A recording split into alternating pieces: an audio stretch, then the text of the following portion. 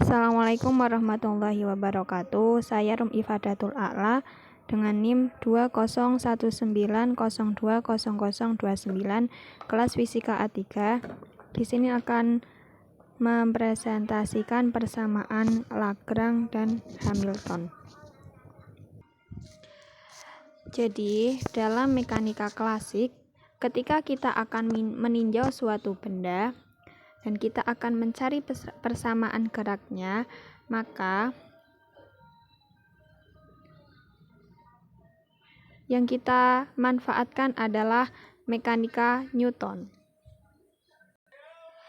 Nah, ketika kita meninjau persamaan gerak menggunakan mekanika Newton ini, hal yang harus kita ketahui, yang penting kita ketahui adalah gaya. Nah, gaya yang bekerja dalam benda yang kita tinjau. Nah, menurut hukum Newton 2, sigma F di sini adalah sama dengan M kali A. Nah, sigma F ini merupakan besaran vektor. Jadi kita harus tahu aljabar vektor terlebih dahulu. Nah, selanjutnya untuk mempermudah kita dalam mengerjakan sesuatu, kita memerlukan sistem koordinat. Yang biasa kita gunakan merupakan sistem koordinat Kartesius. Tapi misal ketika kita meninjau suatu benda yang melingkar, itu kita menggunakan sistem koordinat pola, atau dalam suatu silinder, maka kita menggunakan sistem koordinat silinder. Tapi ketika kita akan meninjau suatu gerak suatu sistem menggunakan mekanika Newton, ketika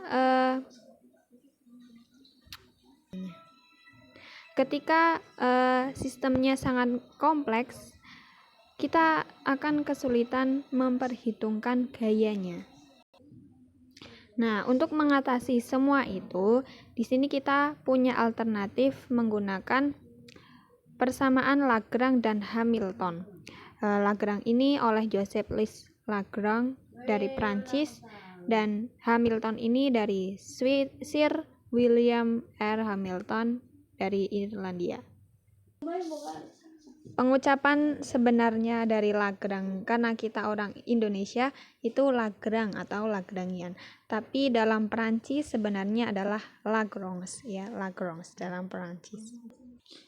Nah, kalau tadi mekanika Newton berdasarkan gaya yang bekerja pada sistem, tetapi ketika Lagrange dan Hamilton ini berdasarkan energi yang dimiliki oleh sistem. Sedangkan energi ini merupakan besaran skalar. Jadi sebenarnya ketika kita akan menghitung Lagrange atau Hamilton, kita tidak membutuhkan aljabar dari vektor, tapi nanti kita membutuhkannya dalam mekanika Newton. Tapi ketika kita menggunakan Lagrange dan Hamilton, kita menggunakan energi, karena ini berdasarkan energi yang terdapat dalam sistem. Nah, energi sendiri ini merupakan besaran skalar. Nah, sebenarnya dalam Lagrange dan Hamilton ini menggunakan satuan skalar ini lebih mudah dibandingkan dengan mekanika Newton. Tapi karena kita sudah terbiasa menggunakan aljabar vektor dalam mekanika Newton, sehingga ketika kita beradaptasi dalam satuan skalar ini akan terasa susah. Metode ini tidak hanya digunakan mekanika klasik saja, tetapi juga dapat digunakan pada mekanika kuantum dan teori medan kuantum. Nah, sebelum kita masuk ke persamaan Lagrange, kita terlebih dahulu mengenali kendala. Nah, kendala ini bisa terjadi melalui beberapa tinjauan. Contohnya, tinjauan yang pertama adalah benda bergerak dalam suatu ruang 3 dimensi, yaitu benda bergerak ke arah sumbu X, Y, dan Z. Artinya derajat kebebasan atau degree of freedom benda tersebut adalah 3, yaitu ke arah sumbu X, Y, dan Z. Selanjutnya, yang kedua adalah benda bergerak dalam suatu bidang 2 dimensi. Jadi dia hanya bergerak ke arah sumbu X dan Y saja. Artinya derajat kebebasannya dia hanya 2, degree of freedom-nya hanya 2, yaitu ke arah sumbu X dan Y. Selanjutnya yang ketiga adalah benda bergerak di sepanjang garis lurus 1 dimensi saja. Jadi benda ini hanya bergerak ke arah sumbu X saja. Artinya derajat kebebasan atau degree of freedom benda tersebut hanya 1, yaitu arah sumbu X saja. Terus bagaimana ketika banyak partikel yang bergerak dalam sumbu X, Y, dan Z? Nah, terdapat N benda bergerak dalam suatu ruang 3 dimensi.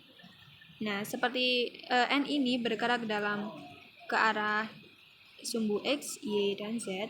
Artinya derajat kebebasan benda N ini atau degree of freedom benda ini yaitu adalah 3 kali N. Karena N partikel ini berarti jumlahnya banyak ya. Ketika misal partikelnya berjumlah 2 bergerak dalam suatu ruang 3 dimensi, maka 3 dikali 2. Misal kalau terdapat 3 partikel bergerak dalam suatu ruang 3 dimensi, maka dia 3 dikali 3 yaitu 9. Itu selanjutnya kita mengenal kendalanya. Di sini ada 2 kendala. Nah, kendala ini apa? Constraint. Kendala ini merupakan hal yang membatasi partikel untuk bergerak. Jadi jenis kendala di sini ada 2, kendala holonomik dan kendala non-holonomik. Nah, bagaimana suatu kendala dapat dikatakan kendala holonomik?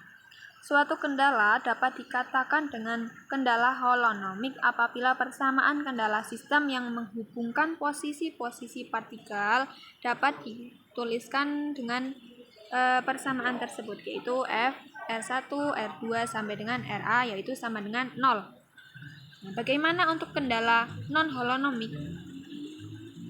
Suatu kendala dapat dikatakan dalam kendala non-holonomik apabila persamaan kendala sistem yang menghubungkan posisi-posisi partikel tidak dapat dituliskan seperti pada persamaan holonomik, yaitu seperti F, R1, R2 sampai RA sama dengan 0 ya. Di sini contohnya seperti yang pertama kita contohkan kendala holonomik.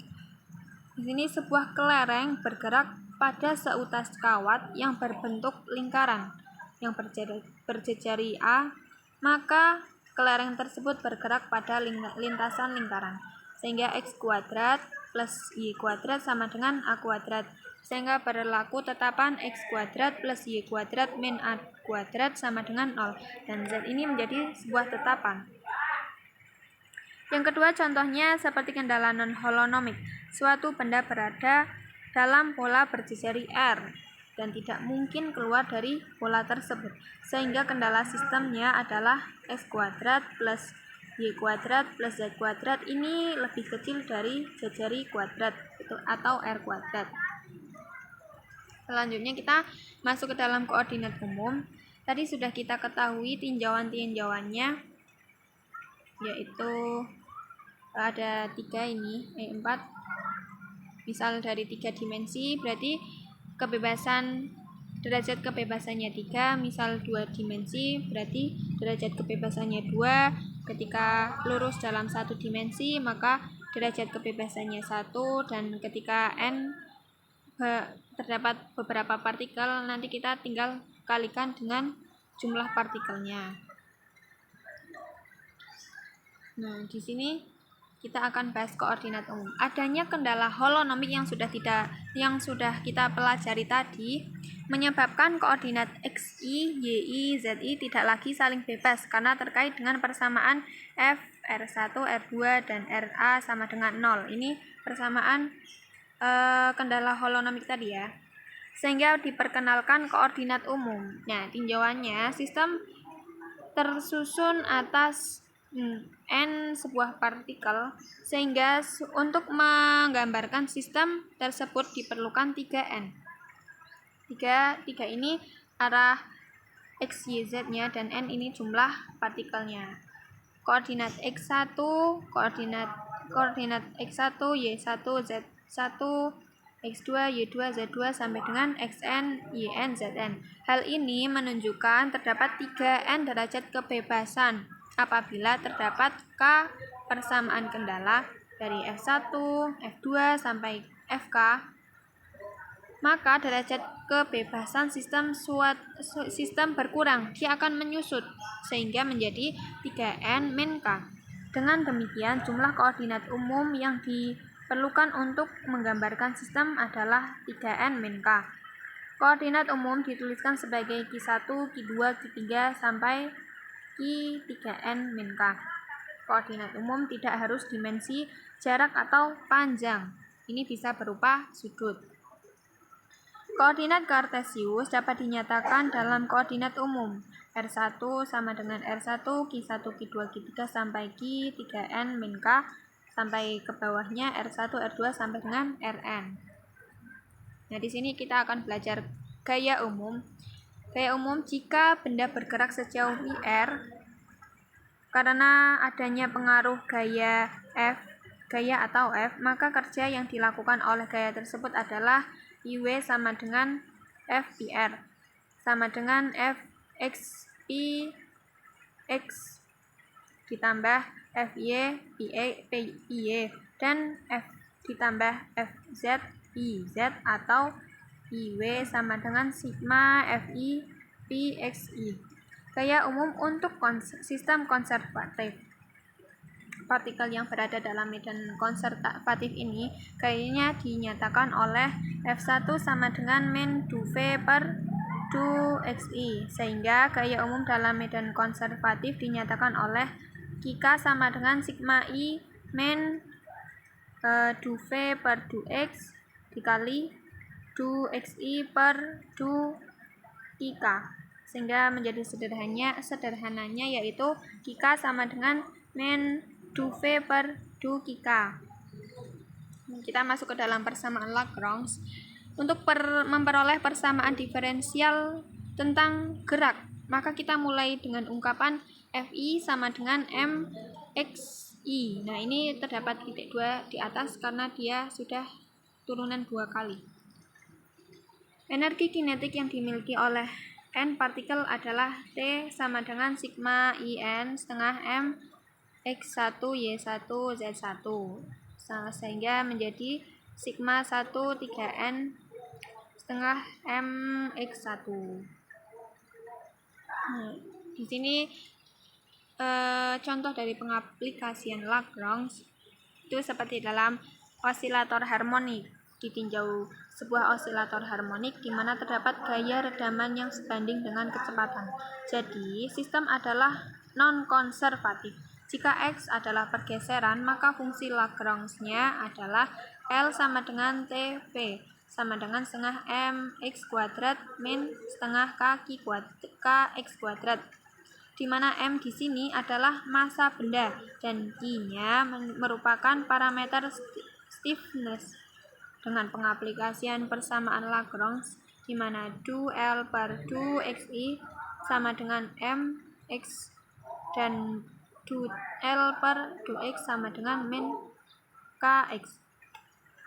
Dengan kehadiran gaya redaman yang sebanding dengan kecepatan, yaitu min cx, maka persamaan geraknya menjadi d per dt dalam kurung mx sama dengan min cx min kx, sehingga mx titik 2 atas ditambah cx titik 1 ditambah kx sama dengan 0. Nah, di sini prinsip variasi Hamilton. Dari prinsip variasi Hamilton ini cara lain untuk menurunkan persamaan Lagrange. Sejauh ini, pengkajian terhadap mekanika didasarkan pada hukum gerak Newton. Dalam bagian awal dari bab ini, ketika kita menurunkan persamaan Lagrange, biasanya kita menggunakan hukum kedua Newton, yaitu F sama dengan ma ya.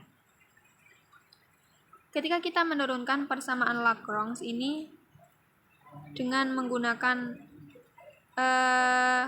hukum Newton 2, kita menggunakan F sama dengan ma tadi. Nah, dalam bagian ini kita akan menggunakan persamaan Lagrange ini bukan menggunakan hukum kedua Newton, melainkan dengan menggunakan metode baru, yaitu kita menggunakan prinsip variasi Hamilton. Ini ditemukan oleh Sir William R. Hamilton, menjelaskan bahwa gerak setiap sistem terjadi dengan cara di mana integral dari batas bawahnya T1 sampai T2 L dt selalu dalam asumsi bernilai ekstrim, di mana L sama dengan T kali V merupakan fungsi Lagrange dari sistem tersebut.